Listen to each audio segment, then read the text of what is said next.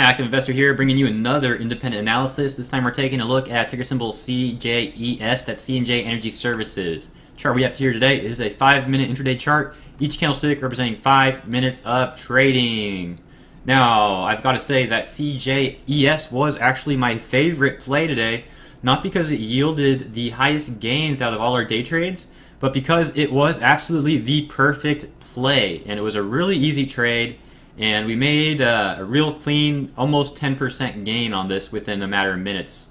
Why did that happen? Well, we had a beautiful, absolutely beautiful cup and handle pattern on this chart. It wasn't the most perfect cup and handle, but it was there and it did work absolutely perfectly. So, let's draw that out. This is the cup and handle pattern that I'm talking about. So, we had the resistance here at 91 cents. And although we did break above it here on the 5-minute chart, it was tested a bit on the 1 minute. Then we dipped down below, right? But it wasn't a sharp dip like a V. It was a nice U. We had that nice U dip, and then we began coming back along, testing 91 cents once again as resistance. So we dipped, came back up, tested 91 cents again, got denied, but we had a higher low, and the handle was formed. Now, a lot of us got in on this test here at 91 cents. Right here. That's pretty much when I alerted this stock for a good trade. Cup and handle formation was just about complete, and that was where I entered and a lot of us entered. Now, we had a dip to 91 cents, and a lot of us were like, uh-oh, right away. You know, it looked like we were getting denied at 91 cents. But, sure enough, we had this huge candle pushing above 91 cents, boosting all the way up. And taking a look down here at the volume, the perfect cup and handle will have volume coming in on the end of the handle. And we had the volume, we had the cup, we had the handle. This setup was absolutely perfect. We had some nice gains here. It ran up to 96 cents at the high, and then it began lagging down. I sold my shares at 95 cents, so unfortunately I missed the high at 96 cents. But I pretty much got out the high of the day. Most of us took our profits there as well. A few people held it a little bit longer, unfortunately, and they ended up missing their gains. But it was, for those of us that exited there, an absolutely beautiful trade. Within a few minutes, well, I should say about 10 to 15 minutes, we had a very clean 8 to 10% gain on that trade. We were in and out just like that. Very nice play.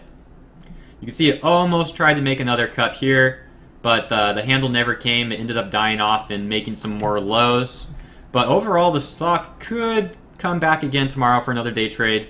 It's not exactly over yet. CJES did try again towards the end of the day to push back up and break the 91 cent resistance, but it didn't really manage to do so. Getting denied here and getting denied here. Our moving averages all converging, agreeing with that consolidation.